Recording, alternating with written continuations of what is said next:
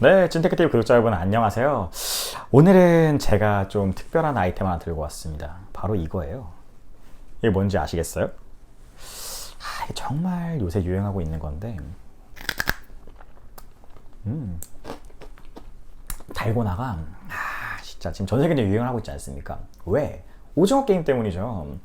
한국에서 진짜 전통적으로 학교 앞에서 막 이렇게 하나씩 떼먹던 그 기억하실 거예요. 근데 이게 한국만 아니라 이 오징어 게임으로 내가 전 세계적인 히트를 치고 있거든요. 이처럼 이 오징어 게임을 필두로 K 콘텐츠가 전 세계적인 영향력을 뻗치고 있습니다. 그래서 저희가 이번에는 K 콘텐츠 쪽에 좀 주목을 해보려고 영상을 좀 준비를 해봤습니다. 오징어 게임. 자, 오징어 게임 안 본 사람은 있어도 한 번도 안 들어본 사람은 절대 없을 거라고 저는 솔직히 장담하는 바예요. 또 굉장히 재밌게 봤기도 하고. 근데 이제 오징어 게임이 전 세계적인 이런 히트를 친 게 개봉하고 나서부터 지금까지 넷플릭스 구독자 랭킹 1위를 아직까지 놓치지 않고 있습니다. 이게 정말 엄청난 거예요. 그리고 사진 보세요. 여기 사진 보시면 오징어 게임 보신 분을 조금 섬뜩할 수도 있어요. 바로 영희가 정말 커다란 동상으로 서 있는 건데요. 이 친구가 그때 등장했던 장면이 잊혀지지가 않아요. 무궁화꽃이 피었습니다. 그 전통적인 거를 이렇게 무섭게 만들어 놨었어요. 근데 사진 보면 자세히 보니까 한국 어디 같으시죠? 근데 한국이 아니라 여기가 바로 호주 시드니예요. 그냥 시드니 구석진 곳 이런 곳이 아니라 시드니의 세계적인 관광명소만 어디가 있을까요? 오페라 하우스를 떠올릴 수가 있잖아요. 바로 그 오페라 하우스 바로 옆에 이 넷플릭스 호주 팀에서 정말 크게 이 무궁화꽃이 피었습니다 라는 한국 게임을 체험할 수 있도록 만들어 놓은 거예요. 이런 것뿐만 아니라 그 넷플릭스 3분기 실적 발표할 때 이 넷플릭스 CEO인 리드 헤이스팅스는 그 오징어 게임을 상징하는 트레이닝 셔츠를 입고 와서 인터뷰를 했었거든요. 이런 것을 봤을 때는 정말 오징어 게임 대단하다. 전 세계적인 유행을 잘 끌어가고 있다. 이렇게 보여져요. 한류의 시작을 생각을 해보자면 물론 오징어 게임이 굉장한 영향을 지금 많이 주고 있는 건 맞지만 아무래도 저는 겨울연가를 떠올릴 수밖에 없을 것 같아요. 겨울연가면 역시 요은사마가 자연스럽게 떠오르고 한때 일본에서 정말 히트를 쳐서 요은사마 신드롬 열풍이 불었었잖아요. 그게 뭐랄까 한류의 시작 같은 느낌이 들고 그 다음에는 대장금, 여러 가지 대작 드라마들이 있지만 대장금 같은 경우에는 중동에서 시청률이 무려 90%를 육박했다고 해요. 정말 대단한 기록 아니지 않습니까? 이런 미디어 쪽뿐만 아니라 이거 아시죠? 전 세계적인 말춤을 유행시킨 싸이 같은 경우에는 유튜브 100일 올렸는데 5억 뷰를 찍었나? 그렇고 지금까지 한 43억 뷰 이상을 찍은 정말 유튜브의 레전설을 기록한 스타기도 해요. 그리고 최근에는 이제 BTS, 대한민국 가수 최초로, 아시아 가수 최초로 빌보드 1위를 했고 지금도 계속 그 빌보드 1위를 놓치지 않고 있죠. 이처럼 이 오징어 게임에 필적할 만한 굵직굵직한 친구들은 계속해서 있어 왔어요. 다만 이제 오징어 게임이 다시 한번 이 K 콘텐츠에 포문을 열지 않았나 라고 생각하고 있습니다.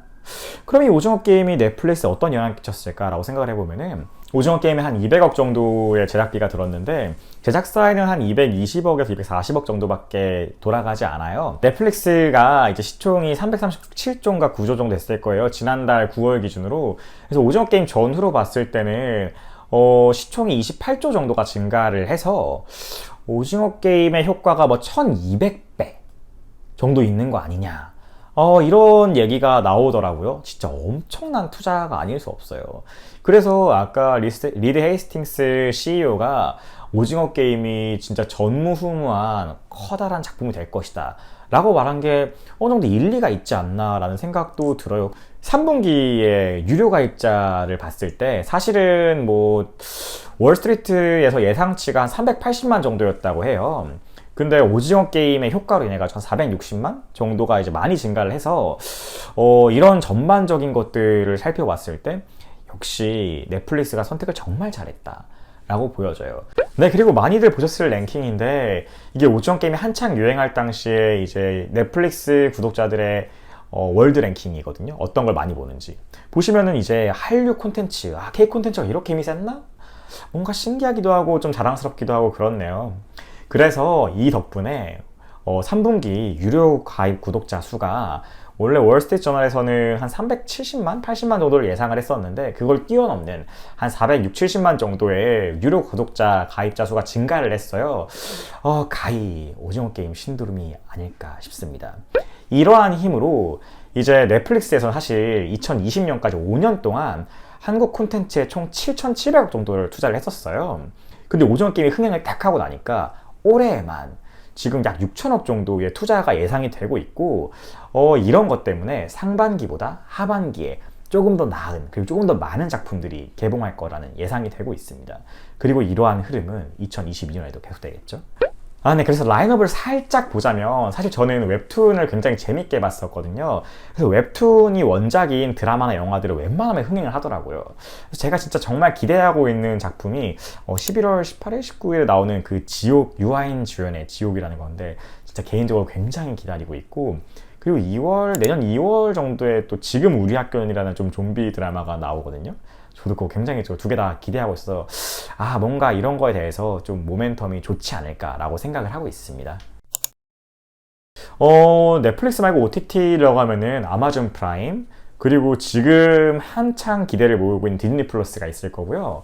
그리고 마지막으로 애플 TV 플러스. 먼저 디즈니 플러스를 보자면 얘는 굉장히 강한 모멘텀을 가지고 있는데, 먼저 첫 번째로 그 유명한 마블 스튜디오를 얘가 가지고 있습니다.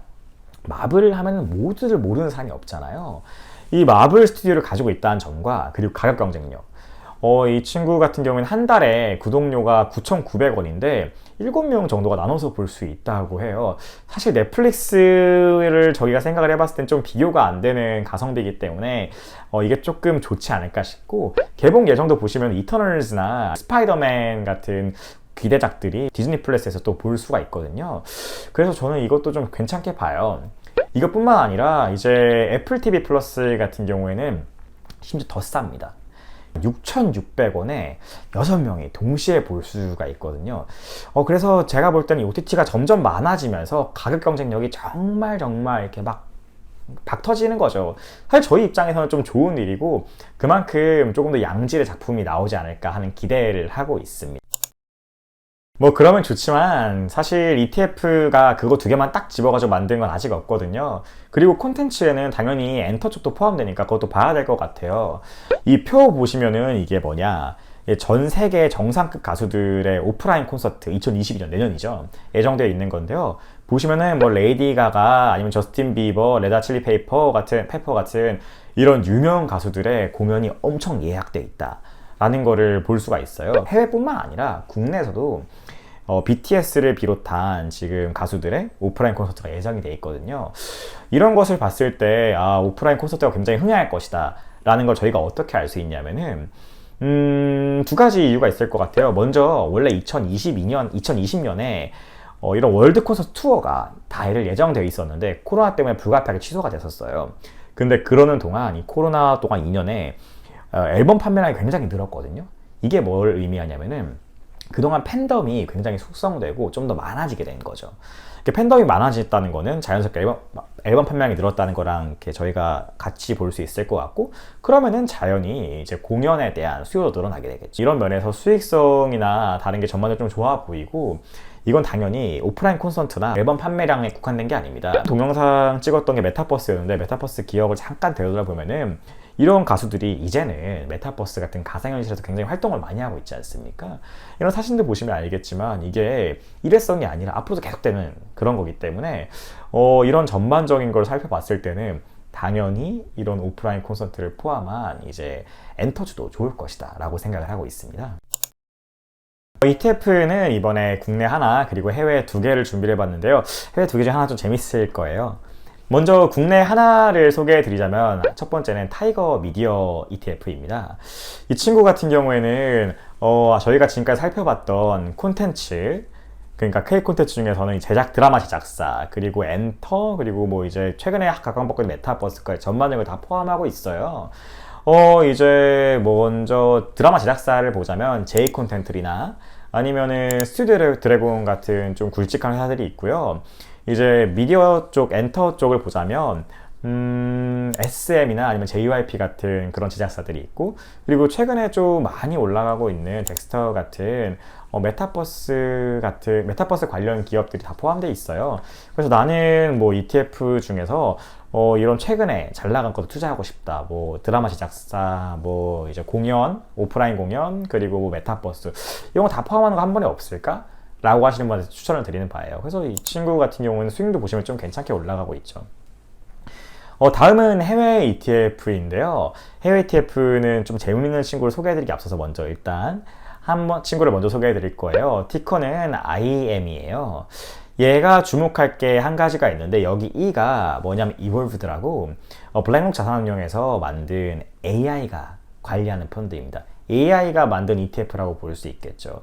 제가 이 친구를 추천드리는 이유 중에 하나가 일단 AI가 관리하기 때문인지 그 수수료가 0.1%로 정말 낮아요. 지금 저희가 이 엔터랑 콘텐츠 쪽에 관심 있게 보고 있잖아요. 보시면 아시겠지만 넷플릭스랑 그 다음에 이제 디즈니가 거의 10% 정도의 비중을 차지하고 있어서 굉장히 높아요. 그래서 이런 거를 봤을 때 이 콘텐츠 쪽에 좀 비중이 많이 실려 있다고 판단이 되고, 만약에 이제 아마존 프라임이 좀 흥행을 한다던가 또는 애플 TV 플러스가 좀 흥행을 하면은 이 두 기업이 또 이 ETF에 포함될 수도 있겠죠. 그래서 저는 좀 좋게 보고 있습니다. 네, 또 다른 ETF로는 이제 국내 이제 AI 업체 파운트에서 만든 ETF예요. 근데 이게 국내에 상장한 게 아니라 해외에 상장했거든요. 티커는 subs. 이게 뭐냐? subscribe를 생각하시면 될 것 같아요. 구독하다. 그러니까 구독하는 기업들을 모아놓은 거라고 볼 수 있겠죠. 일단 AI로 운영된다는 점에서 아까 처음 말씀드렸던 IM이랑 똑같은 컨셉일 것 같고, 구독이라고 하면 보통 저희가 이제 흔히 넷플릭스를 생각하는데, 사실 옛날에는 이제 뭐 신문이나 잡지 같은 걸 구독한다고 생각했었는데 지금은 넷플릭스잖아요. 근데 넷플릭스뿐 아니라 저희가 가만히 생각해 보면은 이제 뭐 한국을 예로 들었을 때는 뭐 쿠팡이츠 아니면 뭐 배민 뭐 그런 것들 다 구독하고 있잖아요, 저희가. 그런 것처럼 얘는 이제 아마존, 뭐 애플 이런 굴지의 기업들이 구독하는 서비스를 포함을 해가지고 이 팀에서는 이 구독 경제가 앞으로도 계속될 거고 정말 발전을 많이 할 것이다 라고 생각을 해가지고 이 ETF를 만들었다고 하더라고요. 다만 조금 걱정이 되실 수 있는 거는 얘가 상장을 10월 28일에 했어요. 그래서 상장한 지 정말 얼마 안 됐고 차트도 그래서 사실 뭐 보여드릴 게 없습니다. 보여드릴 건 없는데 이런 구독 경제, 내가 미래 성장성이 좀 좋은 것 같다 라고 하시면은 한 번쯤 이제 관심 깊게 볼만한 ETF라고 생각이 돼서 저희가 들고 와봤습니다. 자, 그럼 결론을 내볼게요. 이 오징어 게임 필두로 이 드라마, K 콘텐츠가 전 세계를 뭔가 지배하려고, 뭔가 정복하려고 하고 있는 것 같은 느낌도 들고, 그리고 아까 말씀드렸던 제 개인적으로 뭐 지옥이나 아니면 지금 우리 학교는 뭐 아니면 이터널즈 같은 굉장히 재미있는 굵직굵직한 이벤트들, 아이템들이 지금 전반적으로 개봉을 앞두고 있고, 이게 개봉을 앞둔 이런 이벤트뿐만 아니라 오프라인에서의 그 공연들, 그리고 뭐 전반적인 넷플릭스의 실적 성장, 뭐 구독 성장 이런 걸 전반적으로 다 포함해 봤을 때는 이런 콘텐츠주들이 계속해서 가지 않을까 저는 생각을 하고 있습니다. 제 생각에 동의를 하시는 분들은 제가 설명드렸던 ETF 투자하시면 저는 좋지 않을까 싶고, 저도 개인적으로 좀 계속해서 추천드리는 바입니다. 네, 그럼 영상 여기까지 마무리하겠고요. 다른 게 궁금하다 하시는 분들은 언제든지 댓글 잊지 마시기 바랍니다. 구독과 좋아요도 잊지 마시고